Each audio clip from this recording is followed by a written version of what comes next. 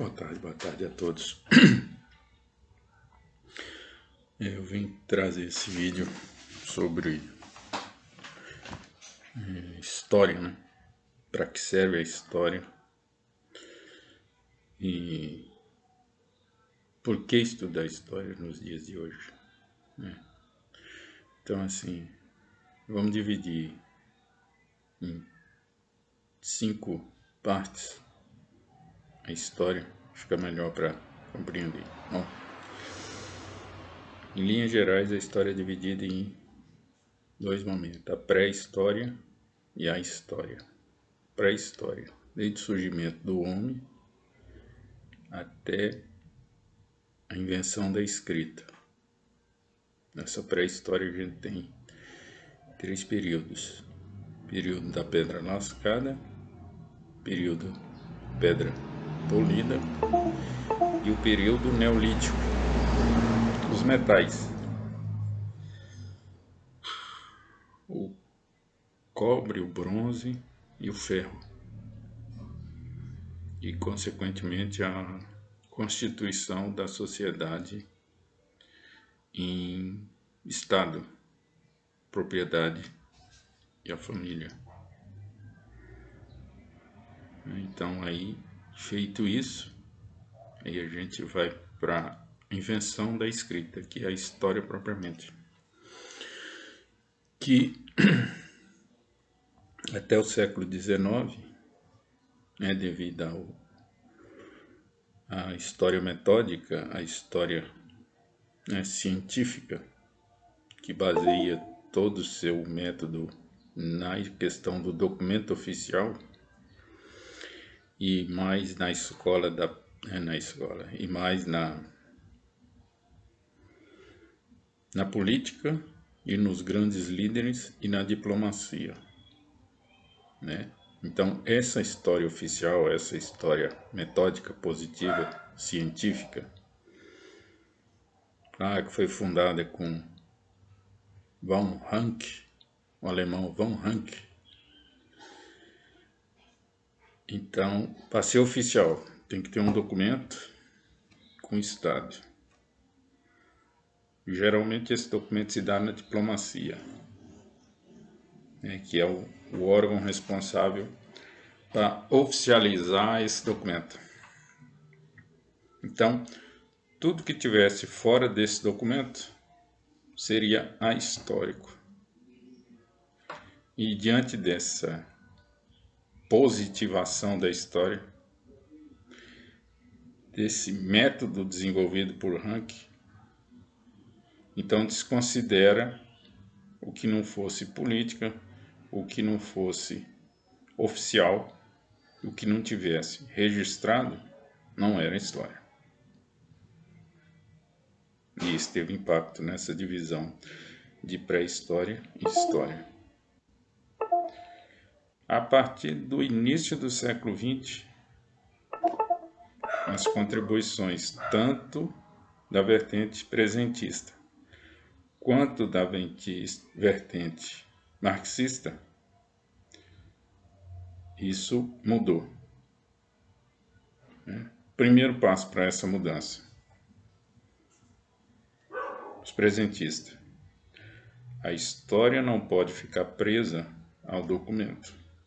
O historiador não pode ficar preso ao documento. O historiador é uma pessoa que, dentro de uma inquietude que tem no presente, ele olha para o passado para tentar entender essa inquietude do presente. Daí o nome, presentista, é o cara que parte do presente e vai ao passado, ver o que é que aconteceu lá no passado que vai explicar esse presente que está causando essa inquietude no historiador. Então, já começa a primeira crítica a essa coisa oficializada, a essa coisa do documento. A segunda contribuição, a de Karl Marx, quando ele fala que o materialismo dialético, o método que ele usa para explicar o capitalismo na sua segunda revolução industrial, que é da eletricidade, da energia elétrica, melhor dizendo, da energia elétrica, do motor a combustão e do expansão marítima para os 4 cantos do mundo. Então, essa é a segunda revolução industrial. É esse contexto histórico que Marx, através do método que ele utiliza, o materialismo dialético histórico, ele vai mostrar que na história sempre teve luta de classe. Os governantes e os governados. Aí ele vai mostrando, desde o comunismo primitivo, lá com os primeiros povos rupestres, sem história, sem escrita, teve uma meia dúzia que mandava. Começou pelo mais forte, depois passou pelo mais idoso. Sempre teve um que manda e uma maioria que obedece. Aí ele mostra história antiga, patrícios e plebeus, Idade Média, senhor feudal e servo, Idade Moderna, burguesia, proletariado, num primeiro momento unido para derrubar o antigo regime, que culmina com a Revolução Francesa. Então ampliou o leque, saiu da questão política, saiu da questão da diplomacia, saiu da questão do passado registrado em documento oficial e passou para luta de classe. Ampliou. Você tem o dirigente e o dirigido. Só que aí veio a crise de 1929, o crash da Bolsa de Nova York.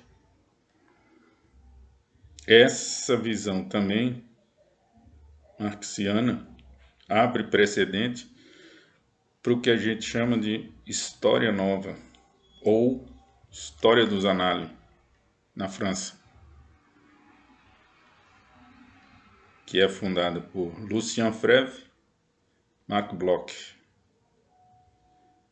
Também para eles, história do presente. Também para eles, sobre a influência do crash de 29, a questão da história econômica, herança do Marx. Só que agora amplia-se o leque. Então, o historiador, segundo Lucien Febvre, ele tem que pegar o documento e fazer a crítica interna e externa. Interna. O que é oficial, o que não é.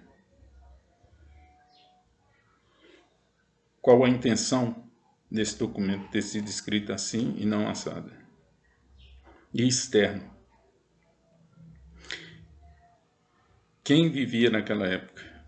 Quem eram os trabalhadores? Quem eram as mulheres? Quem eram as crianças?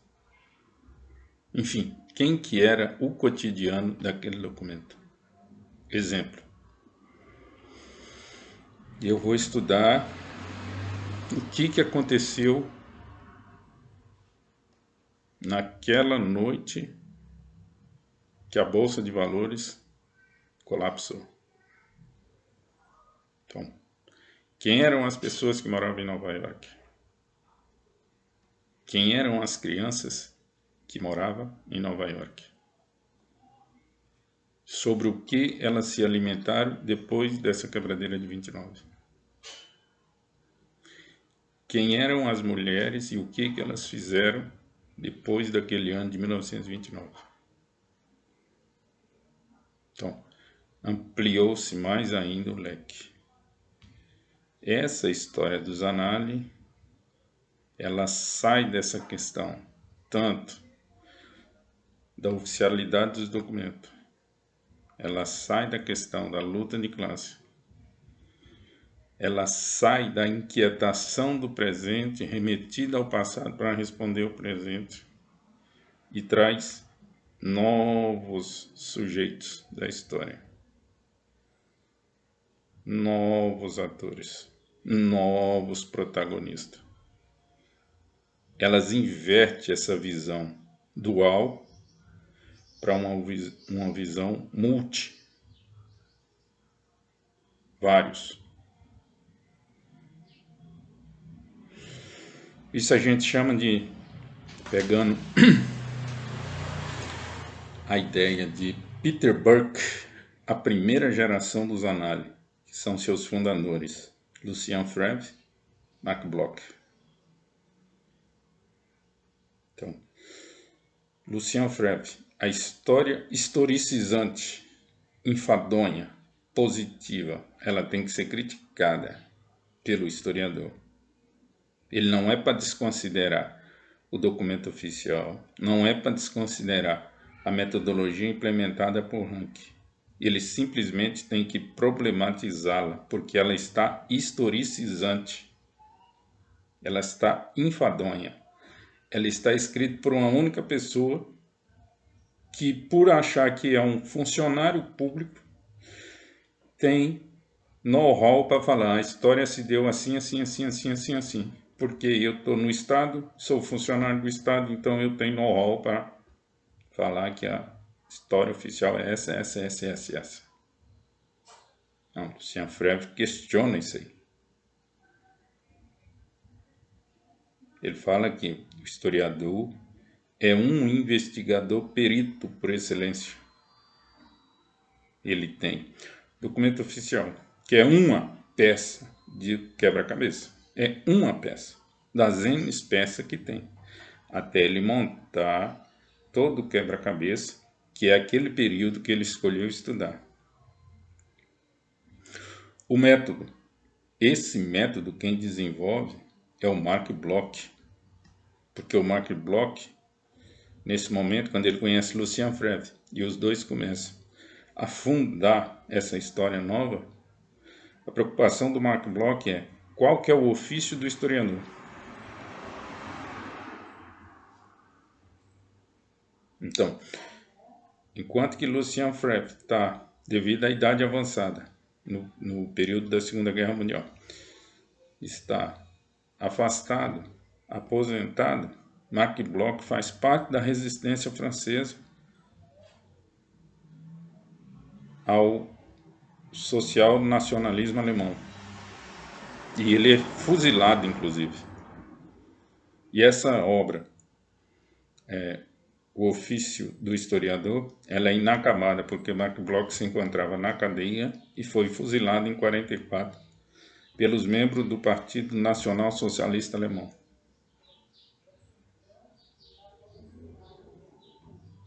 Mas lá ele ainda teve tempo de criar um novo método. Eu parto do conhecido para o desconhecido. Conhecido. O que me chama atenção no presente? Qual o documento que eu tenho? Esse é o conhecido. Agora eu vou para o desconhecido. O que não aparece nesse documento para mim? E o que está em volta desse documento que também não aparece para mim? Esse é o método regressivo. Eu parto do conhecido para o desconhecido. Eu vou regredir historicamente falando nesse período. Então tem um livro dele, Sociedade Feudal, que fica nítido esse método. Ele parte da França, que ele conhece, para uma França que ele não conhece. Medieval, católica, branca, colonizadora, protestante e católica. Então, assim, interessantíssimo essa sofisticação que os análises dá para a história. Aí vem a segunda geração, seguindo com Peter Burke, que é o Fernand Braudel, argelino. Nasceu em 1902, faleceu em 1982.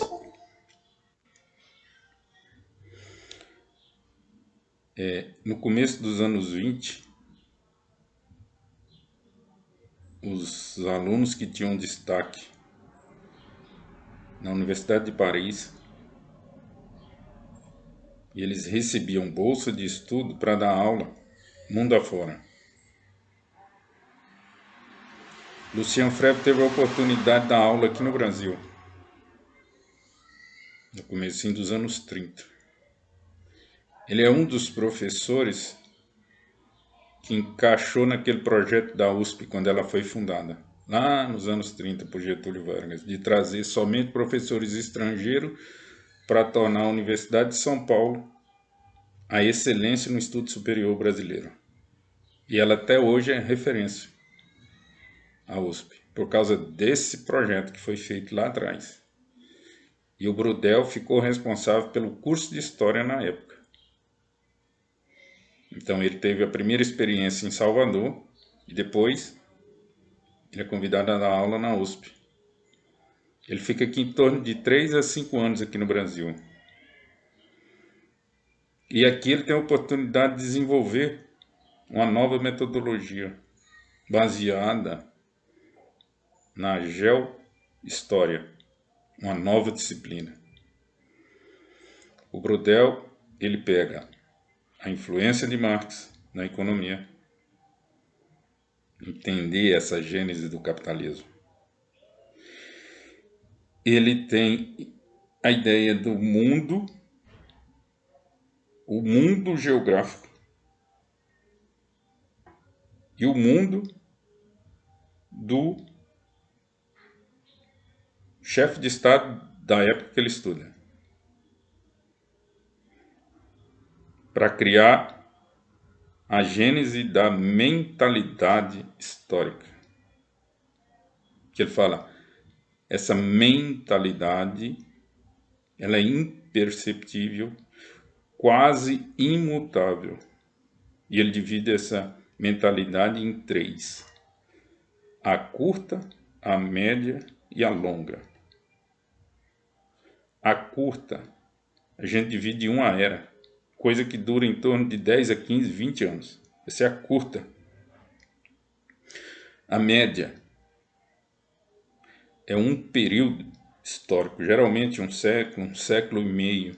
Ele chama de a média. E a longa, essa é quase imperceptível. Uma delas é a nossa percepção de mundo, transmutado pela moral, pelos costumes, pela religião que é seguida. Essa ele chama atenção que é praticamente imperceptível, imutável, mas ela muda. Mas é muito difícil mudar. Então, partindo dessa ideia, só abrindo um parênteses aqui para ficar claro a contribuição do Brudel nesse sentido. Ele vai falar que a longa duração, ela te mostra por A mais B, como que até hoje, século XXI, com todo esse aparato tecnológico, nós temos uma grande parcela da população mundial, principalmente aqui no Ocidente, ainda com posturas, ainda com ideias medievais. Nossa sociedade, vocês estão vendo aí. Fanatismo religioso, o cara ainda pensa medievalisticamente. Volta e meia nós temos, pela fala, pela postura de determinadas pessoas que estão situadas em determinados setores, de determinado segmento da sociedade, com vontade de fazer inquisição, jogar outras pessoas que não coadunam com a ideia dele na fogueira. Recentemente, tentaram trazer de novo à baila essa discussão se a Terra é redonda ou se é plana. Gente, isso não existe. Isso já foi superado. Lá em 1789 esse debate já foi superado. Mas tem gente que ainda tem essa ideia de que a Terra é plana.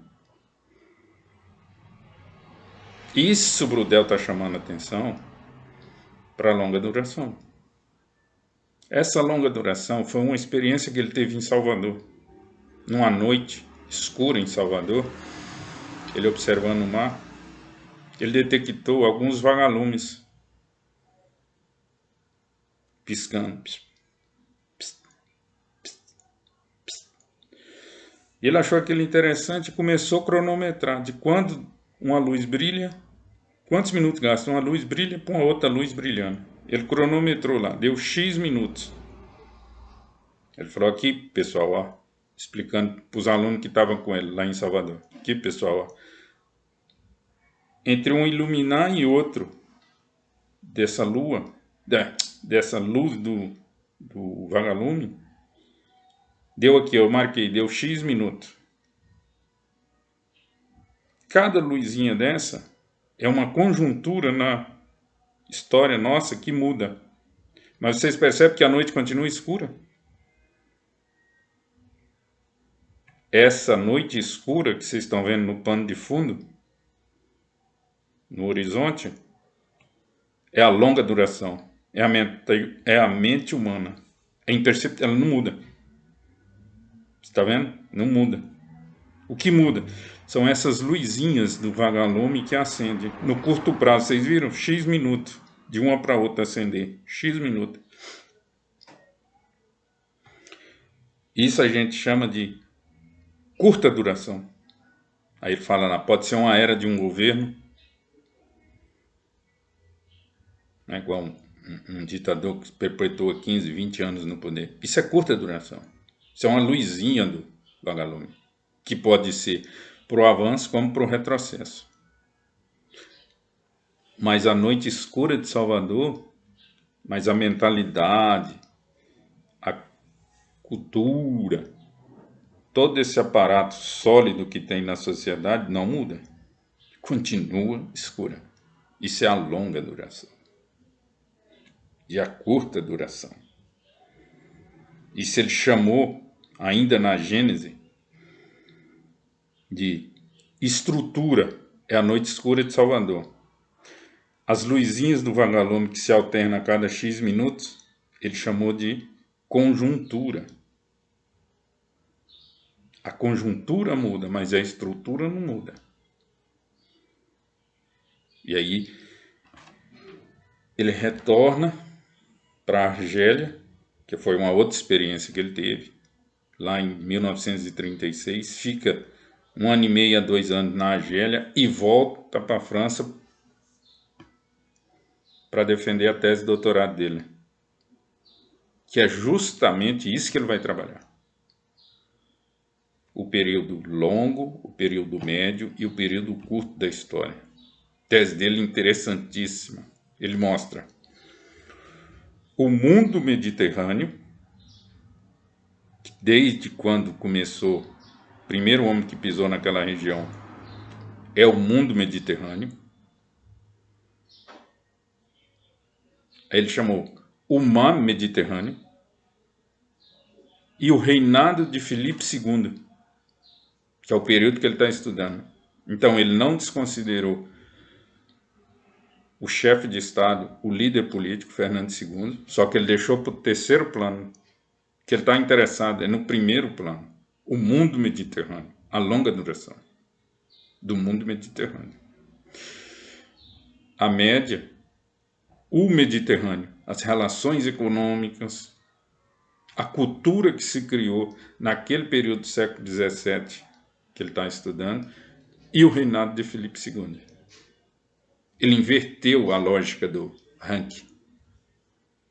Não era o primeiro o chefe de Estado, segundo, o que esse chefe de Estado fez naquele período através dos documentos, registrou em documento, e o final, o mundo, que é descartado.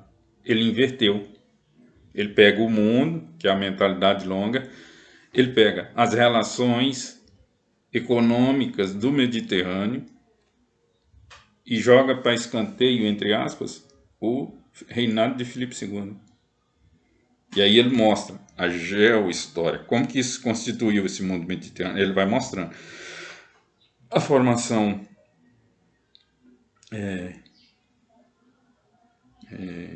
da geologia, as planícies, como que foram constituídas, o solo, o mar Mediterrâneo, por que se tornou um mar Mediterrâneo. Aí vem mostrando. Aí a presença humana naquele local, como que os caras se organizaram para viver naquele local, por que que tem essa dieta famosa hoje para o pessoal que gosta de dieta, vive de dieta, dieta do Mediterrâneo. Teve um quê para ser daquele jeito devido à escassez de alguns alimentos. Os caras então desenvolveram dentro daquilo que eles tinham aquela dieta para poder sobreviver naquela geografia. E aí ele prova que o homem transforma a geografia, mas a geografia também transforma o homem. É outro ponto interessantíssimo na tese dele, né, que são 2 volumes, né, o famoso tijolão, porque ele mostra esses 2 momentos. E somente no final que ele fala do reino de Filipe II. O Brodel também é ativamente na Segunda Guerra Mundial, na resistência. Só que ele recebe, entre aspas, prisão perpétua e escapa do fuzilamento. É o contrário do Bloch, que pega a prisão, mas é fuzilado. Então, toda a experiência que ele teve, tudo que ele conseguiu ler, tudo que ele conseguiu absorver na Segunda Guerra, ele guardou na memória. E aí, no finalzinho dos anos 40, que a tese dele é de 1949, ele passa tudo para o papel. Experiência aqui no Brasil, as aulas que ele deu, a convivência dele no Nordeste, a convivência dele em São Paulo. E fica um trabalho esplendoroso. Por isso que, segundo Peter Burke, ele é o fundador da segunda geração dos análises. O que mudou? Então, o Lucien Febvre e o Bloch, eles criam um método e a nova forma de ver a história. O Brodel introduz essa coisa da mentalidade, a longa, a média e a curta. A geohistória, ele mostra a geografia agindo, modificando os homens modificando ela ao longo da história, desse período que ele estudou, especificamente, século XVII. E ele traz essa curta duração, essas relações econômicas do século XVI, aquele período ali da acumulação primitiva até, propriamente dito, a primeira Revolução Industrial. Esse acúmulo primitivo, essa relação econômica que teve, mercantil, comércio, propriamente dito, que iniciou lá com as cruzadas e ganha intensidade aqui, com as cidades italianas, que teve um privilégio geográfico de...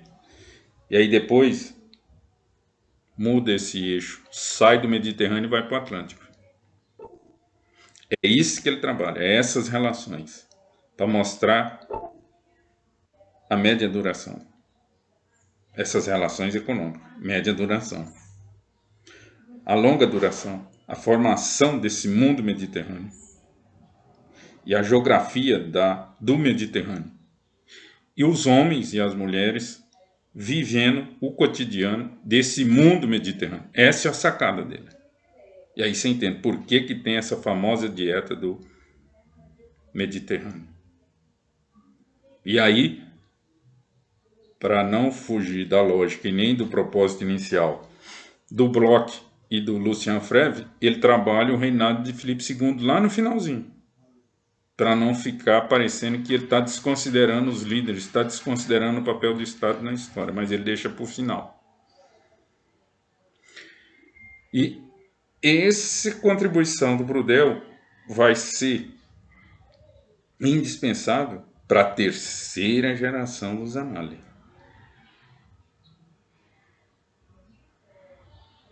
Né? Que eles vão pegar essa coisa da estrutura e conjuntura para poder dar voz e vez à história serial. As séries, eles dividem história em série. História da mulher, história da criança, que é o Philippe Arrier. os novos objetos da história. História oral, os novos documentos da história. O diário das pessoas, que hoje a gente usa no Facebook. Naquela época era uma coisa mais escondida. Era onde você colocava o desabafo seu. O mundo ou a vida que você queria viver, você descrevia naquele diário. E não a que você estava vivendo. Por isso que era secreto aquilo. Hoje a gente escancarou, coloca no Facebook. Todo mundo tem que ver o que eu estou fazendo, todo mundo tem que ver o que eu estou comendo. Interessante essa mudança de mentalidade, né? Naquela época não, era tudo fechado. Mas eram esses diários, né? Esses relatos no intermuro dos conventos, no intermuro dos internatos, no intermuro das escolas das mocinhas do século XVII, início do XVIII, é que vai falar para mim o cotidiano disso aí, que não aparece em nenhum documento oficial.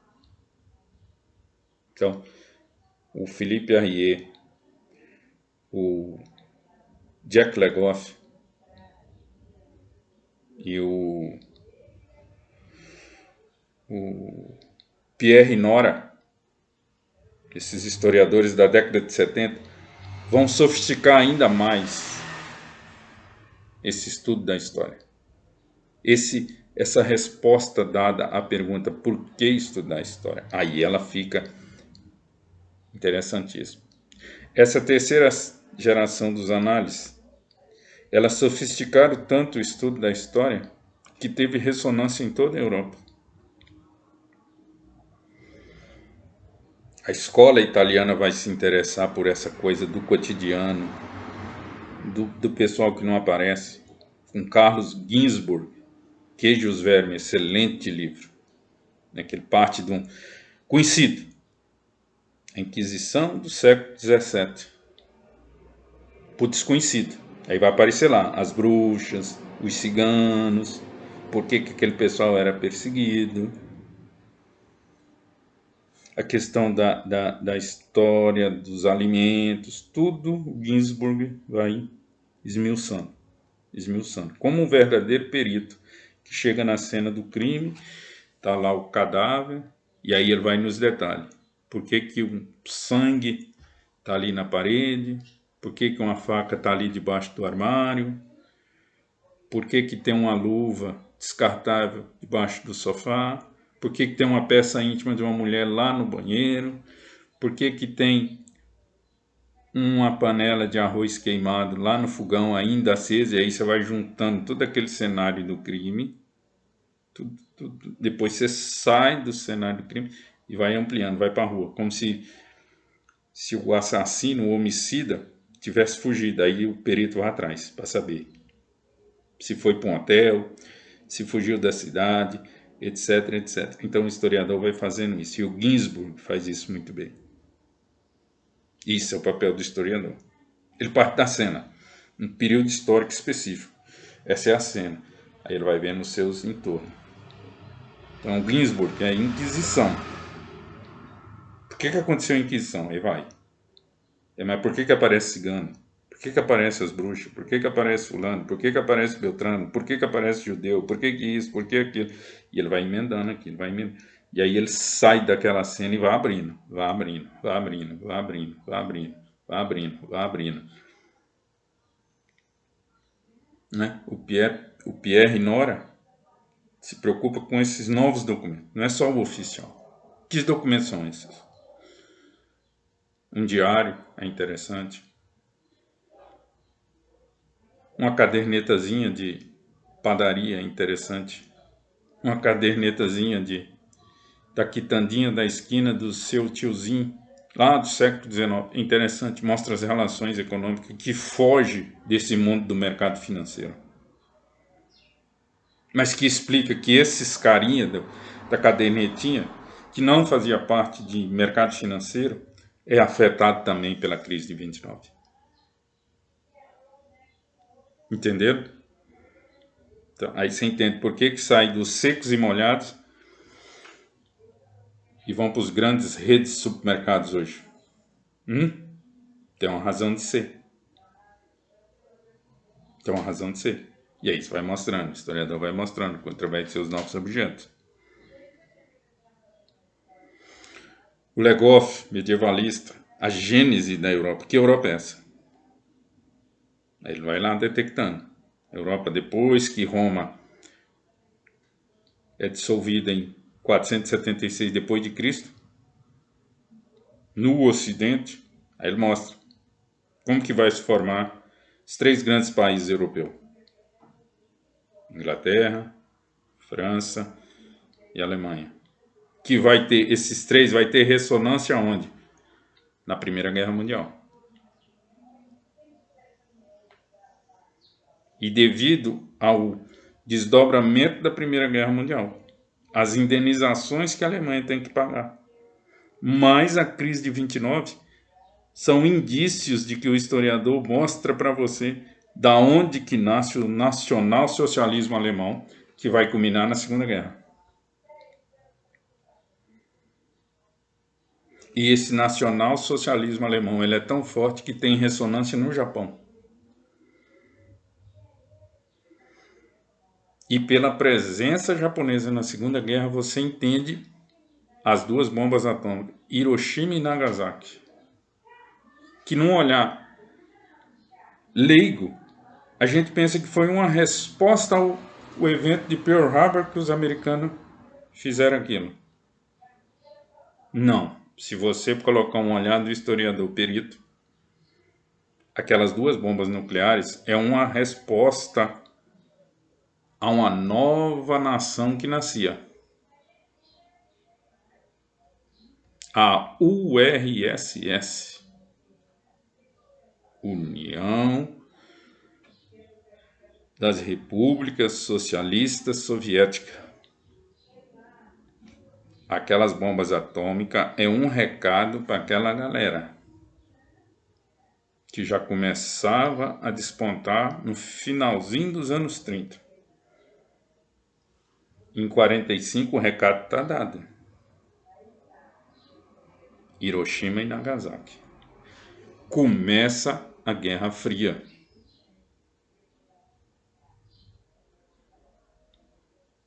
Então, se aquela nação nova está expandindo, como expandiu, depois veio o Pacto de Varsóvia, que ocupa todo o leste europeu, e depois ressoa na China. Está lá o recado. Não passa disso. Que vocês vão ter essa resposta.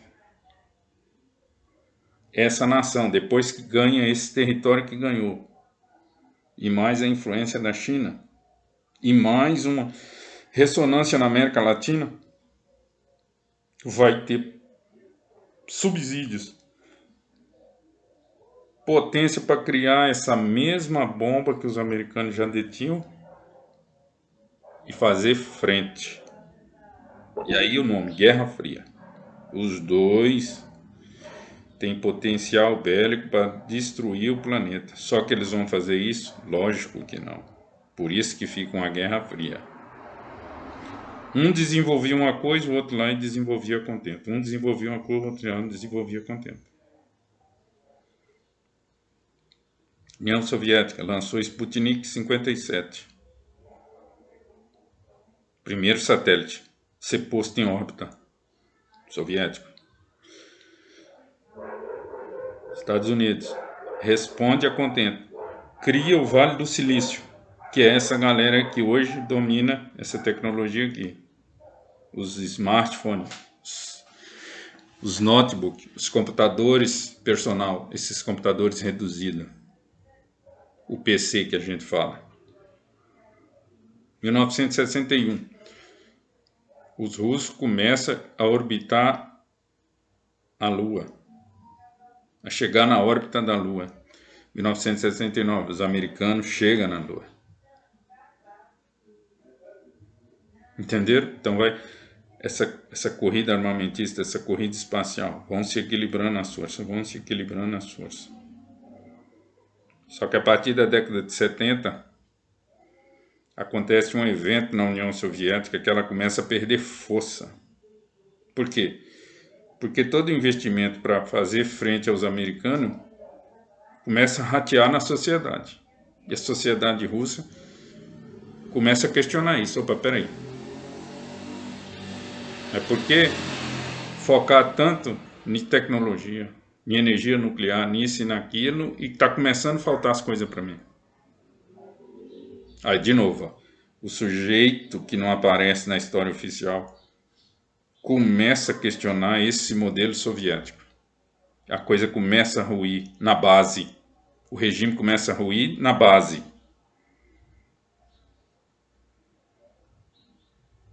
É isso que tem que... Por isso que entra em colapso a União Soviética. Né? E o golpe de misericórdia é aquela invasão ao Afeganistão, em 79, que foi um fracasso. Assim como Alexandre o Grande fracassou também quando tentou invadir o Afeganistão.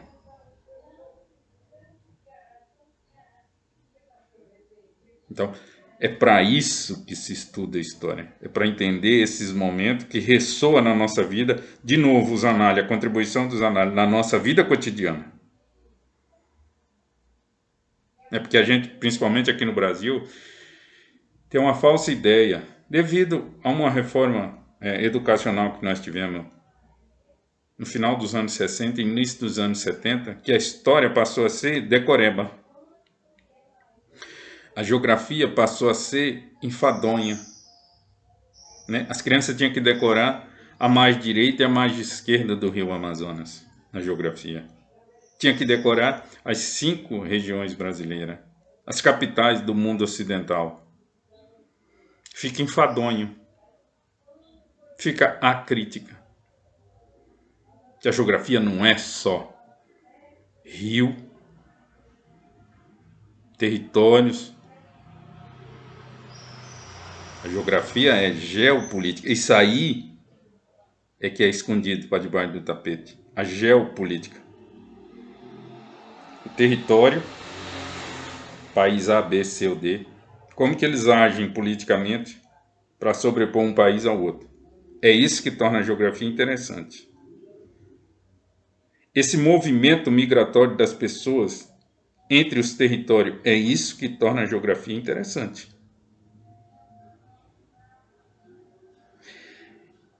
Esses países, esses povos que têm território, mas não é constituído enquanto nação. Ou outros são nação, mas não têm um território. E estão concentrados num território que não é deles. Isso fica claro em uma determinada região do planeta. E aí você entende. Por que é faixa disso, faixa daquilo? Por que é estado disso, estado daquilo? E os donos do território, é pejorativamente dito que... Entenderam? Aí você tem que ir lá esmiuçar. Essa galera que é dona do território recebe o nome, tá, X. Esse povo que chegou lá tem uma outra origem, hebraica. Tá lá, foi posto lá. E tinha uma galera que estava chegando, que veio de um evento que ocorreu, que marca o fim do Império Romano no Oriente. Que vem também para cá.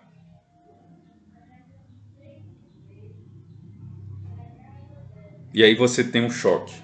Os donos do território, que tem uma religião. Você tem a galera que chegou, que tem a religião mais antiga, de origem hebraica. E você tem uma galera que está chegando, se constituindo, que tem a mesma religião do povo que já é dono, só que está vindo de um outro lugar do mundo.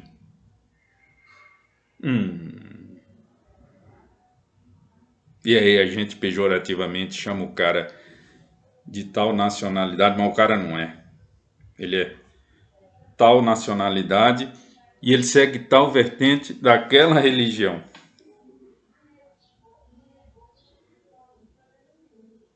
E por isso que aquela região é um pavio de pólvora, um barril de pólvora, melhor dizendo.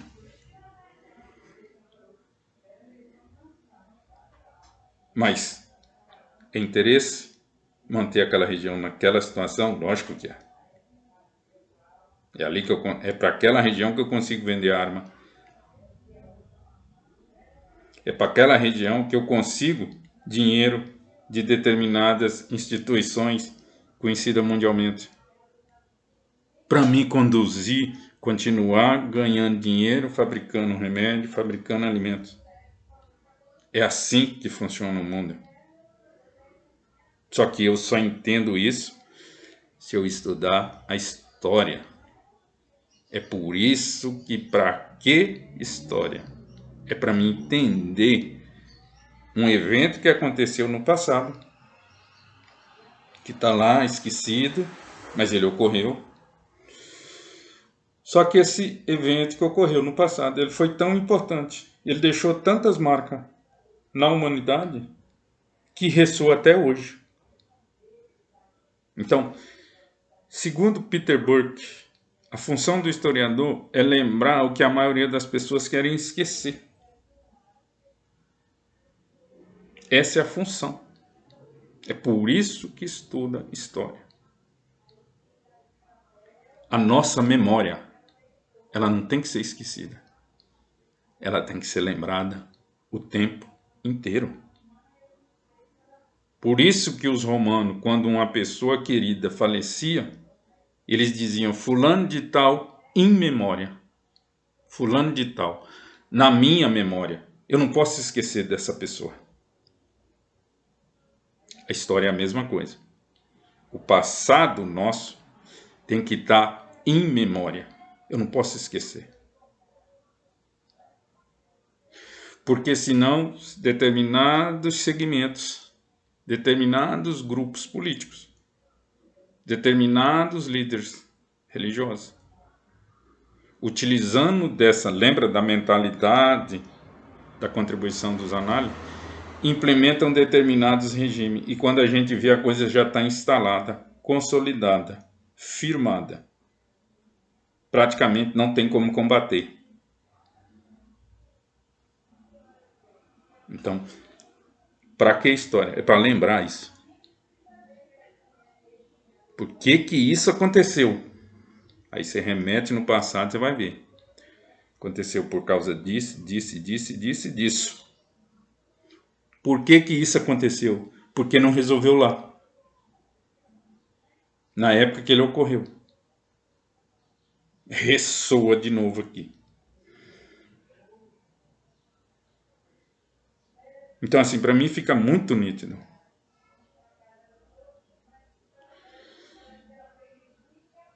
Determinados partidos, determinadas ideologias, que ressonou num evento que levou milhões e milhões de vidas, ele insiste em voltar agora. E as pessoas estão aceitando de bom grado. E tem uns que estão até defendendo. O que é isso? É falta do conhecimento histórico. Porque se conhecesse historicamente aonde que isso vai acabar, eu tenho certeza absoluta que isso não estaria acontecendo no nosso mundo. Em pleno século XXI. O século XXI era para a gente estar discutindo essas doenças novas. A doença da alma, depressão, ansiedade. No entanto, a gente ainda está preso em eventos que aconteceram na Idade Média. Eventos que aconteceram na Antiguidade. Com todo esse aparato tecnológico. Isso é o quê? Mentalidade. Aquela noite escura de Salvador. É isso que o Brudel, metaforicamente, está explicando. Esses avanços tecnológicos, esses avanços na medicina física, são as luzes do vagalume. Elas não mudam a realidade, elas dá só uns insights. Mas a noite continua escura. É isso que ele está chamando a atenção. Bom, então eu dividi a primeira e a segunda. Pré-história e história. As contribuições da história. Essas contribuições da história que eu mostrei é uma vertente da história, que a gente chama de teoria e metodologia. Agora, como que eu passo isso do teórico para o prático? Aí vem uma segunda vertente, o ensino da história. Como que eu vou ensinar essa história? Então, de novo, na questão que o Mark Bloch levantou, qual que é o ofício do historiador? Além dessas análises dos documentos oficiais, esses novos métodos que foram implementados, ele tem um ofício do professorato, de ser o professor de história, de ministrar aula de história. Isso é o ensino da história. Como é que eu vou levar isso para as crianças, para os jovens, para os adultos, para os idosos? É isso, o ensino da história. Coisa que aqui no Brasil também é relegado a segundo, terceiro plano. E volta e meia eles dão uma maquiada, eles dão uma bailada e fica nisso aí que a gente está vendo. Distorcido, fora de contexto.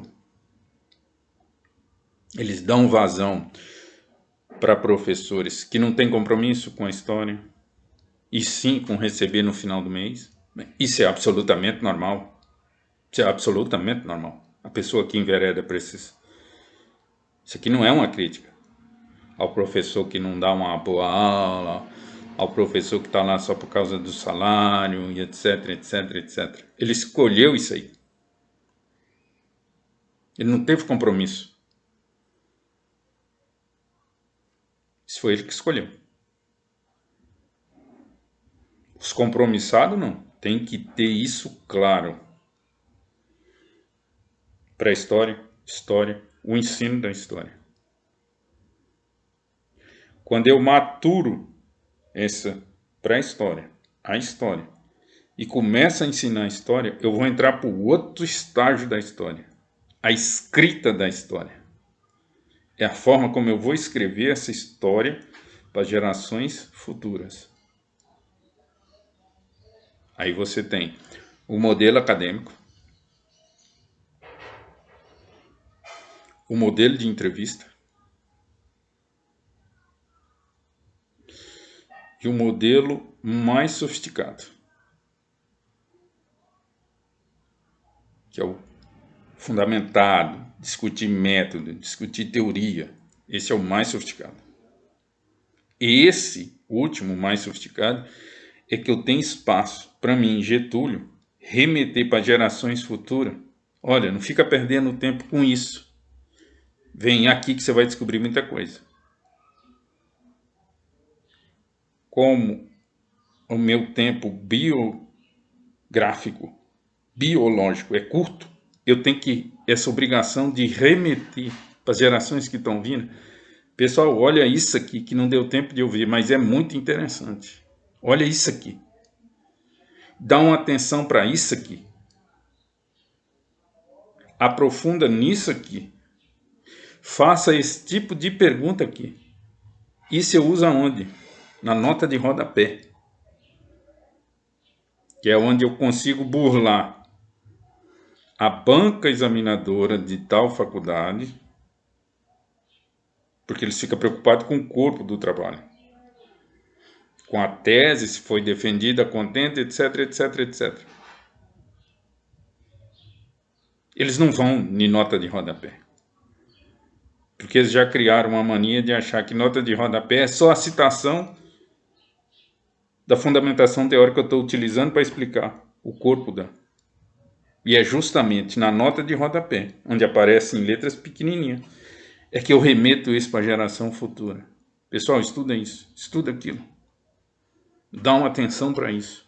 Pergunta isso. Procura responder isso. Vai em tal arquivo público, leia tal documento. Isso. Então, tá vendo? O ensino da história é eu esclarecendo para as pessoas. E a escrita da história é eu remetendo para geração futura. Seria mais ou menos assim. Ou eu fui a vítima do homicídio, de novo naquela coisa do perito, ou eu fui o homicida. Eu vou deixando pista para o perito que vier já ir ganhando tempo na sua investigação. Eu vou falar, essa luva que você vai achar debaixo do guarda-roupa, debaixo da cama,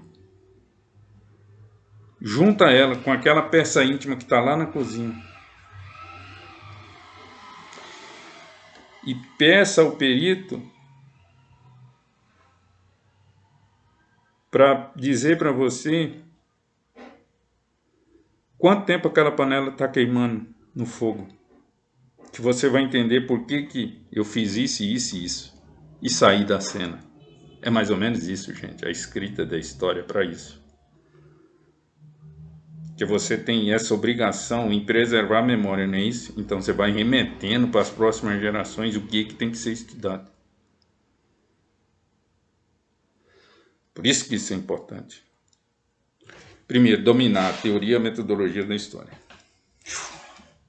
Então, eu tenho simpatia com tal teoria.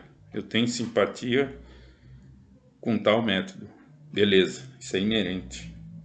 Só que eu tenho a obrigação de conhecer as outras teorias e os outros métodos.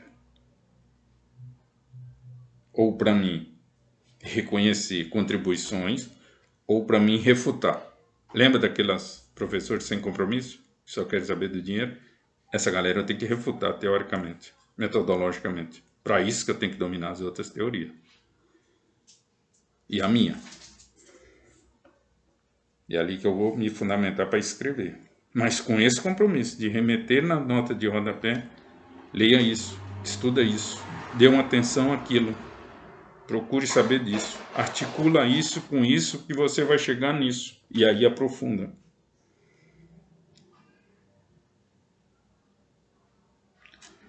Então, para que da história é isso? É eu pegar do primeiro homem que pisou aqui, primeiro ser humano que pisou aqui, até o dia 20 de setembro de 2022. Eu tenho que entender isso aqui, dessa pisada desse primeiro homem aqui, até esse dia de hoje. Como é que isso chegou aqui? É para isso que estuda história. E dentro dessa pergunta, qualquer pessoa é capaz de estudar história. Basta ela gostar muito de ler e basta ela ser uma pessoa curiosa. De não se contentar com a primeira resposta que ela vê. Pelo contrário, ela amplia, ela problematiza, ela remete mais perguntas, ela questiona mais coisas. Ela procura mais subsídio dentro daquele contexto que ela está vendo. Entenderam? Então é para isso. É para isso que se estuda a história. Conservar a memória. E não deixar que essa memória seja esquecida pela maioria das pessoas que estão aí. Para isso que se estuda a história. Então, pessoal, quem se interessou, deixa o like, comenta, refutando, criticando, beleza? Pode ficar à vontade aí no canal. Beleza? Valeu, um abraço.